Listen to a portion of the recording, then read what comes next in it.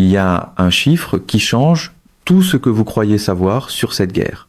Et ce chiffre n'est pas un bilan humain, pas une portée de missiles, pas un budget de défense. Ce chiffre, c'est 1000. 1000 missiles balistiques iraniens visant une seule ville en une seule nuit. Et si ce chiffre compte, ce n'est pas seulement à cause des destructions physiques qu'il a provoquées. Même si les destructions sont graves, ce qui compte, c'est ce que ce chiffre a fait à toutes les hypothèses que l'établissement stratégique occidental traite depuis 30 ans comme incontestable, que le dôme de fer fonctionne, que l'engagement américain a une portée opérationnelle réelle, que l'architecture de dissuasion d'Israël rend impossible une frappe massive contre Tel Aviv. Ce soir, ces 3 hypothèses ont été testées à grande échelle pour la première fois de l'histoire et aucune ne résiste à l'épreuve. Je veux que vous gardiez cette image en tête un moment avant que nous passions à l'analyse, parce que l'image elle-même est historiquement sans précédent. Le centre-ville de Tel Aviv, capitale financière d'un État-nation moderne, cette silhouette urbaine qui a figuré pendant 2 décennies sur les couvertures de tous les grands magazines économiques mondiaux, est en train d'être évacuée ce soir. Pas menacée, pas avertie, évacuée. Des centaines de milliers de personnes se déplacent dans des rues éclairées par les incendies, en pleine nuit. Pendant ce temps, les restes de ce qui était l'architecture de défense aérienne la plus sophistiquée d'Israël tentent, sans y parvenir, d'arrêter les dernières vagues d'une frappe conçue dès le tout premier missile pour épuiser précisément cette architecture. Voilà la réalité opérationnelle de ce soir. Et la réalité politique et stratégique qui en découle, c'est ce que je veux prendre les 14 prochaines minutes à expliquer avec une précision que les commentaires grand public ne livreront pas. Parce que voici ce que la couverture médiatique dominante ne voit pas. Ce qui s'est produit ce soir n'est pas une surprise militaire. C'est le chapitre final d'une séquence stratégique qui se déploie depuis des mois. Chaque événement s'appuyait sur le précédent. Chaque action dégradait un élément précis de l'architecture de capacité sur laquelle les planificateurs américains et israéliens comptaient pour rendre cette nuit impossible. Les bases aériennes avancées sont tombées les premières, puis le porte-avions a été repositionné, puis le détroit a été miné, puis la campagne d'épuisement par drone a réduit l'inventaire d'intercepteurs dont le dôme de fer avait besoin pour faire face à ce qui allait suivre. Et ce qui a suivi, c'est cette nuit. 1000 missiles balistiques EUMAD en 4 vagues soigneusement séquencées, conçus non pas pour submerger le dôme de fer au hasard, mais pour le vaincre architecturalement. Pour le démonter couche par couche, dans un ordre qui garantissait que la 4e vague traverserait un espace aérien ouvert au-dessus d'une ville qui n'avait plus de défense. C'est pas de l'improvisation. C'est l'exécution d'un plan construit pendant des années pour un moment calculé afin d'arriver exactement lorsque la capacité américaine de répondre se trouvait à son point le plus bas depuis la guerre froide. Commençons là où l'analyse doit commencer, avec le missile EUMAD lui-même. Parce que comprendre ce qu'est réellement l'EUMAD explique tout ce qui s'est produit ce soir, et que les explications plus simples ne peuvent pas expliquer. L'Iran possède des missiles balistiques depuis des décennies. La série Shahab, le Ghadr, le Khorramshahr, ce sont des armes que les planificateurs israéliens et américains modélisent, suivent et contre lesquelles ils construisent des contre-mesures depuis 30 ans. L'EUMAD n'est pas une évolution de ces armes comme un nouveau modèle de voiture serait l'évolution d'un ancien modèle.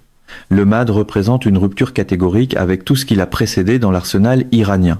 Et cette rupture ne se trouve pas dans sa portée, même si à 1700 km, il peut atteindre n'importe quel point en Israël depuis des positions de lancement réparties sur toute la profondeur du territoire iranien. Elle ne se trouve pas non plus dans son ogive, même si 750 kg de fragmentation hautement explosive représente une arme au potentiel destructeur important. La rupture se trouve dans le système de guidage terminal, et plus précisément dans ce que ce système de guidage fait pendant la phase finale du vol. Tous les missiles balistiques iraniens qui ont précédé l'EUMAD suivent une trajectoire balistique fixe après la séparation de l'ogive. La physique de cette trajectoire est prévisible.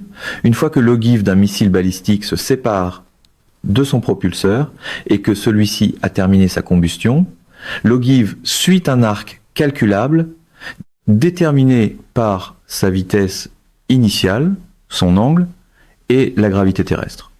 Les systèmes de défense aérienne conçus contre cette menace fonctionnent en modélisant cet arc, en projetant où l'ogive se trouvera à différents points de sa descente, puis en plaçant un intercepteur dans ce corridor, prévu avec suffisamment de temps pour compléter la chaîne de destruction. Les mathématiques sont complexes et l'exécution exige une précision extrême, mais la géométrie fondamentale peut être résolue parce que la position future de la cible peut être prédite à partir de sa trajectoire actuelle. Le véhicule de rentrée manœuvrant de l'EMAD rend cette géométrie insoluble. La section de l'ogive de l'EMAD est capable d'ajuster sa trajectoire pendant la phase de descente terminale, en réponse à des corrections de guidage. Elle ne suit pas l'arc établi par sa phase initiale de propulsion. Elle se dirige activement vers sa cible et les corrections de trajectoire qu'elle effectue ne sont pas prévisibles à partir des données de suivi de la phase de propulsion que les systèmes de gestion de combat de défense aérienne utilisent pour construire leurs solutions d'interception. Concrètement, cela signifie qu'un système défensif qui tente d'intercepter une ogive EMAD ne résout pas un problème d'interception à trajectoire fixe. Il tente de frapper une cible dont il ne peut pas prévoir de façon fiable la position future, parce que cette position est activement modifiée en temps réel par le propre système de guidage de l'ogive. L'architecture Arrow 3 d'Israël a été conçue, optimisée et financée pour vaincre des missiles balistiques à trajectoire fixe. Elle n'a pas été conçue pour cette géométrie d'engagement. Et la dégradation du taux d'interception observé au fil des 4 vagues de ce soir n'était pas un échec du système Arrow 3 mesuré selon ses propres paramètres de conception. C'était la démonstration de ce qui arrive lorsque une architecture défensive rencontre, à grande échelle, une menace qu'elle n'a jamais été conçue pour affronter. La logique de ciblage de la frappe de ce soir est tout aussi révélatrice. Parce que la précision de l'EMAD n'est pas seulement une réussite technique. C'est un instrument stratégique qui redéfinit complètement ce qu'une frappe de missile balistique peut accomplir. Les missiles balistiques iraniens précédents étaient en pratique des armes de zone. Leur limite de précision signifiait qu'ils pouvaient frapper une ville, mais pas un bâtiment précis à l'intérieur d'une ville. Leur utilité stratégique était d'abord psychologique et politique. La capacité d'imposer des coups et de créer la peur plutôt que la capacité opérationnellement précise de détruire des nœuds d'infrastructures spécifiques dont dépend une ville moderne fonctionnelle. La précision d'impact de l'EMAD, mesurée en mètres à un seul chiffre, change entièrement cette réalité. Vous n'avez pas besoin de détruire chaque bâtiment d'une ville pour détruire la fonction d'une ville comme capitale économique et gouvernementale. Vous devez détruire les nœuds précis par lesquels les fonctions de la ville circulent, l'infrastructure bancaire centrale du quartier financier, l'architecture de commandement et de contrôle du quartier gouvernemental, les plaques tournantes de transport par lesquelles passe la logistique et le réapprovisionnement, le port qui relie l'économie au commerce international. C'est ce que la frappe de ce soir a ciblé. Et elle a ciblé ces éléments avec une précision que les armes de bombardement de zone ne peuvent pas atteindre. C'était pas une attaque contre Tel Aviv comme lieu où vivent des gens. C'était une attaque contre Tel Aviv comme système qui permet à une nation moderne de fonctionner. Et la précision de l'EMAD a rendu cette distinction opérationnellement réelle pour la première fois dans l'histoire du développement des missiles iraniens. Maintenant, je veux aborder directement l'échec de la défense aérienne. Parce que la question que j'entends le plus souvent de la part des gens qui suivent ce conflit de près est celle qui semble la plus paradoxale. Le dôme de fer avait été réapprovisionné après la campagne d'épuisement menée par les drones Shahed. Comment un système réapprovisionné a-t-il pu être vaincu par 1000 missiles balistiques alors que 2000 drones avaient été nécessaires pour l'épuiser la première fois ? La réponse révèle quelque chose de fondamental sur la différence entre la défense contre les drones et la défense contre les missiles balistiques, une différence que presque personne dans la couverture médiatique dominante n'a voulu expliquer. Honnêtement, la défense contre les drones et la défense contre les missiles balistiques ne sont pas deux versions du même problème. Ce sont des défis d'ingénierie catégoriquement différents qui exigent des armes et des géométries d'engagement catégoriquement différentes. L'intercepteur Tamir que le dôme de fer utilise contre les roquettes, les mortiers et les drones est optimisé pour des menaces subsoniques ou faiblement supersoniques. Ce sont des cibles assez lentes et dont la géométrie d'approche est assez stable pour que le système de gestion de combat ait le temps de construire une chaîne de destruction, de guider un intercepteur et de compléter l'engagement à un rythme mesuré. Le véhicule de rentrée manœuvrant de l'EMAD arrive dans la phase terminale à des vitesses situées entre Mach 10 et Mach 14. À ces vitesses, le temps entre la détection à une portée d'engagement utile et le moment où l'ogive frappe sa cible se mesure en secondes et non dans les dizaines de secondes disponibles contre un drone Shahed. L'intercepteur Tamir n'a pas été conçu pour ce calendrier. Arrow 3 l'a été, mais avec un inventaire d'intercepteurs et un calendrier de rechargement que l'architecture, en 4 vagues de la frappe de ce soir, avait précisément pour objectif d'épuiser avant l'arrivée des vagues les plus destructrices. Le séquençage des vagues est la partie de l'opération de ce soir qui sera étudiée le plus attentivement dans toutes les institutions militaires du monde parce que c'est une leçon magistrale sur la façon de vaincre un système de défense aérienne multicouche, non pas en surpassant une seule couche, mais en démantelant les couches dans une séquence qui laisse chaque vague suivante face à une défense progressivement affaiblie. La première vague de 300 missiles n'a pas ciblé Tel Aviv. Elle a ciblé les batteries Arrow 3 couvrant les approches nord et de Tel Aviv, les radars, les systèmes de conduite de tir, l'infrastructure physique de lancement par laquelle la défense opère, en consommant une fraction importante de l'inventaire d'intercepteurs disponibles et en frappant avec précision 3 positions de batterie, la première vague a éliminé environ le quart de la couverture défensive totale d'Israël au-dessus de la ville avant même qu'un seul missile ait été dirigé vers la ville elle-même. La deuxième vague a reproduit cette logique contre les batteries couvrant les approches sud et ouest. Au moment où la deuxième vague était terminée, la couverture Arrow 3 d'Israël au-dessus de Tel Aviv avait été réduite à environ 25% de sa capacité d'avant l'attaque et les 500 missiles restants dans les vagues 3 et 4 allaient exploiter les corridors d'approche précis que les 2 premières vagues avaient ouverts avec une connaissance géométrique exacte de l'emplacement des brèches défensives. Les 2 dernières vagues ont frappé la ville avec des taux d'interception qui confirment l'ampleur complète de la défaite de l'architecture. Le quartier financier a absorbé la 3e vague. Le quartier gouvernemental et les infrastructures de transport ont absorbé la 4e. Et l'ordre d'évacuation émis aux premières heures du matin n'était pas une mesure de précaution. C'était la reconnaissance que le bouclier avait cédé et que la ville ne pouvait pas être défendue. Je veux prendre un moment sur l'évacuation elle-même, parce que l'analyse militaire de ce qui est arrivé au Dôme de Fer est importante, mais la signification stratégique de l'évacuation du centre-ville de Tel Aviv est, à bien des égards, plus vaste que l'événement militaire qu'il a provoqué. Depuis la fondation de l'État, la doctrine stratégique d'Israël repose sur une prémisse fondamentale qui n'a jamais été énoncée ouvertement, mais qui a toujours été centrale sur le plan opérationnel. Cette prémisse est que les civils israéliens sont en sécurité, pas confortables, pas prospères, en sécurité. La volonté des citoyens israéliens de servir dans l'une des armées les plus exigeantes de toute démocratie sur Terre, de payer les impôts qui soutiennent un appareil de défense dont le coût en proportion du revenu national n'a pas d'équivalent parmi les nations comparables, d'accepter le poids quotidien d'une posture sécuritaire qui façonne la texture de la vie ordinaire d'une manière que les citoyens d'autres démocraties jugeraient intolérable, cette volonté est conditionnelle à une croyance.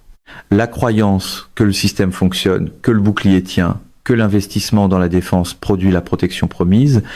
L'évacuation du centre-ville de Tel Aviv à 1h23 du matin est la démonstration la plus visible possible que la nuit où le système a été testé à sa contrainte maximale de conception, il n'a pas tenu. Cet échec entrera dans la conscience politique israélienne d'une manière qu'aucun succès militaire ultérieur ne pourra entièrement effacer. Parce qu'il a été vécu personnellement, viscéralement, par des centaines de milliers de personnes qui ont entendu les impacts, vu les incendies, et traverser les rues de leur propre capitale en pleine nuit, sans endroit sûr où aller. Le gouvernement israélien, qui doit gérer les conséquences politiques de cette expérience, est un gouvernement soumis à une pression qui exige une réponse à la hauteur de ce qui a été fait. Et une pression de ce genre, appliquée à un gouvernement dont les options militaires ont été dégradées par tout ce qui a précédé cette nuit, et dont le protecteur américain fonctionne sous les contraintes que je vais maintenant décrire, est le type de pression qui produit les décisions les plus dangereuses de l'histoire des conflits armés. La paralysie de Trump mérite de la précision parce que la décrire comme une faiblesse personnelle ou une indécision politique rate la réalité structurelle des contraintes qui ont rendu l'engagement américain opérationnellement inerte au moment où il est le plus nécessaire. L'engagement américain envers la sécurité d'Israël n'est pas un outil rhétorique. C'est l'engagement d'alliance le plus répété, le plus public et le plus inconditionnel de l'histoire de la politique étrangère américaine.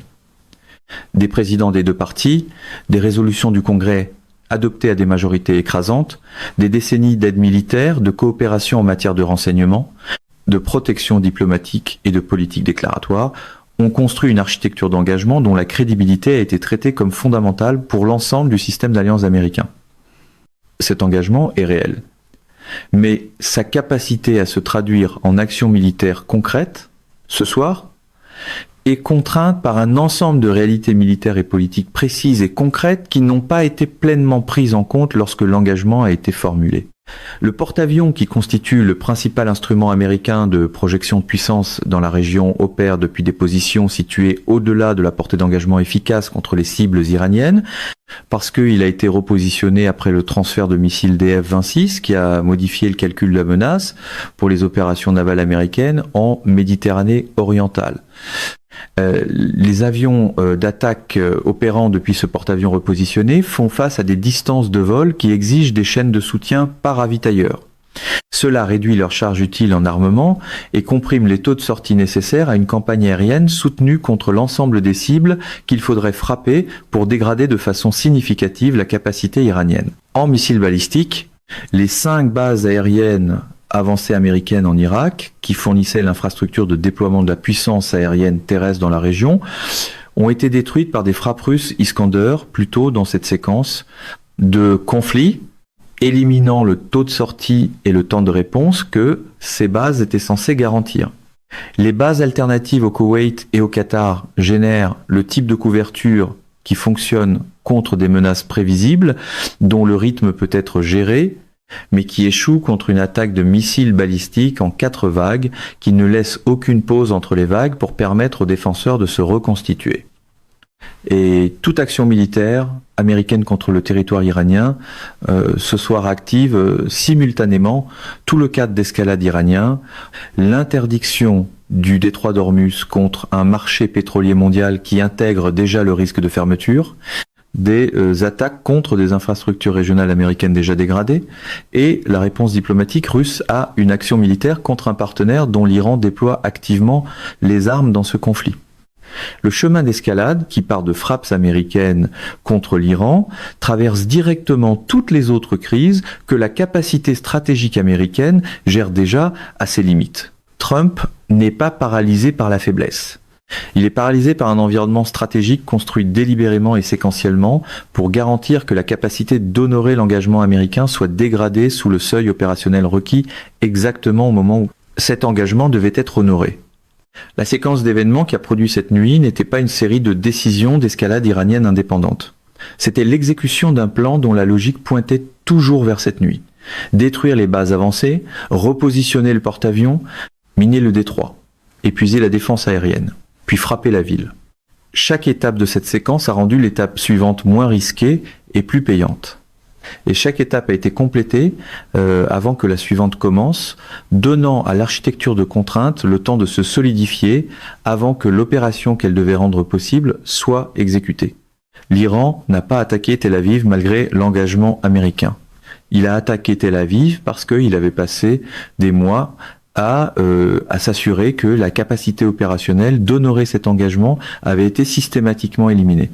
Les décideurs stratégiques à travers le monde qui observe ce conflit, tire des conclusions que les assurances américaines ne pourront pas effacer, parce que ces conclusions ne reposent pas sur la rhétorique. Elles reposent sur des preuves opérationnelles. À Pékin, la question posée avec la précision de planificateurs qui attendaient depuis des années exactement cette donnée précise est simple. Si la relation d'alliance la plus engagée de l'histoire de la politique étrangère américaine produit un silence institutionnel pendant que 1000 missiles balistiques frappent la capitale de son client, que produit cette relation d'alliance lorsque Taipei est frappé ? La preuve opérationnelle de ce conflit est la réponse la plus concrète à cette question à laquelle Pékin ait jamais eu accès. Et elle façonnera le calcul autour de Taïwan d'une façon qu'aucun discours, aucun passage de porte-avions et aucune assurance diplomatique ne pourront annuler. À Séoul, à Tokyo et à Varsovie, les gouvernements mènent la même évaluation à partir des mêmes preuves et arrivent à des versions de la même conclusion. L'engagement américain est énoncé de façon inconditionnelle. Sa fiabilité opérationnelle dans des conditions de contrainte stratégique est une question entièrement différente. Et ce soir, cette question a reçu la réponse la plus concrète possible. 30 ans passés à étudier la façon dont les conflits produisent des moments irréversibles m'ont donné une idée claire de ce à quoi ces moments ressemblent lorsqu'ils arrivent. Ils ne s'annoncent pas clairement au moment même, ils sont reconnus rétrospectivement comme les points où quelque chose de fondamental a basculé et ne pouvait plus revenir en arrière.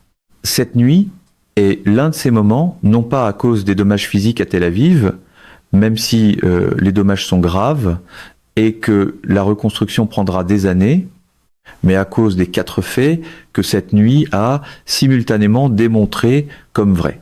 1000 missiles balistiques iraniens peuvent submerger la défense aérienne israélienne, le centre-ville de Tel Aviv peut être évacué, l'engagement américain peut se traduire par un silence institutionnel, et l'architecture stratégique que les adversaires de l'Iran avaient construite pendant des décennies pour rendre ces 3 choses impossibles a été démantelée, non pas d'un seul coup spectaculaire, mais dans une séquence d'actions patientes, précises et successives, dont la logique était visible pour quiconque regardait, et dont la conclusion devait toujours être cette nuit. Ce que je veux que vous gardiez en tête, c'est ceci. Lorsque l'engagement d'alliance le plus inconditionnel de l'histoire de la politique étrangère américaine se révèle incapable d'empêcher 1000 missiles balistiques de frapper la ville qu'il était censé protéger, quelle est l'évaluation honnête de la valeur réelle de tous les autres engagements d'alliance américains lorsque le moment qui les teste arrive enfin ? Parce que la réponse à cette question ne se trouvera dans aucune déclaration publiée à Washington au cours des prochaines 48 heures. Elle se trouvera dans ce que les gouvernements de Séoul, de Tokyo, de Taipei et de Varsovie décident de faire avec ce qu'ils viennent de voir arriver à Tel Aviv. Et ces décisions vont remodeler l'ordre international d'une manière qui sera encore visible dans 50 ans.